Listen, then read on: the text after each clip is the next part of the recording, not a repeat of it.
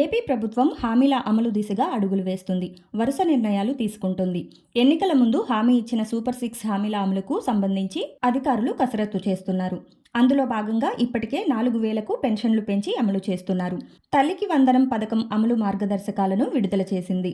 ఇక మహిళల ఉచిత బస్సు ప్రయాణం అమలు కోసం దాదాపు ముహూర్తం ఖరారు అయింది.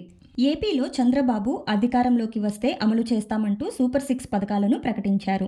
అందులో కీలకమైన మహిళలకు ఉచిత బస్సు ప్రయాణం అమలు దిశగా కసరత్తు కొనసాగుతోంది. ఇప్పటికే ప్రభుత్వం ఆర్టీసీ అధికారుల నుంచి కర్ణాటక, తెలంగాణలో ఈ పథకం అమలు తీరుపైన నివేదికలు కోరారు. రోజుకు ఎంతమంది మహిళలు ప్రయాణం చేస్తున్నారు, ఎంత మేర భారం పడుతుంది, అమలులో ఎలాంటి సమస్యలు వస్తున్నాయి, ఆర్థికంగా తీసుకోవాల్సిన చర్యలపైన పూర్తి స్థాయిలో అధికారులు నివేదిక సిద్ధం చేశారు. మహిళలకు ఏ కేటగిరీ బస్సుల్లో ఈ అవకాశం కల్పించాలనే దానిపైన అధికారులు తుది కసరత్తు చేస్తున్నారు.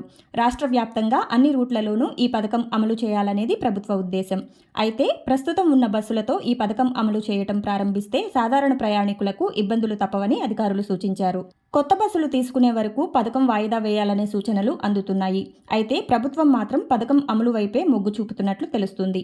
అన్ని అనుకూలిస్తే ఆగస్టు 15న ముఖ్యమంత్రి చంద్రబాబు విశాఖలో ఈ పథకం ప్రారంభించేలా సూత్రప్రాయంగా నిర్ణయం తీసుకున్నారు. ఇదే రోజున అన్నా క్యాంటీన్లను ప్రారంభించాలని ఇప్పటికే ప్రభుత్వం నిర్ణయించింది.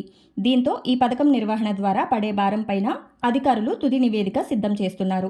ఈ నెల 16న జరిగే మంత్రివర్గ సమావేశంలో ఈ నివేదికలపైన చర్చించి అమలు దిశగా ప్రభుత్వం తుది నిర్ణయం తీసుకునే అవకాశం కనిపిస్తోంది. చూశారు కదా, ఇలాంటి విలువైన సమాచారం కోసం మన ఛానల్ని సబ్స్క్రైబ్ చేసుకుని పక్కనే ఉన్న బెల్ ఐకాన్ నొక్కి ఆల్ అని సెలెక్ట్ చేయండి.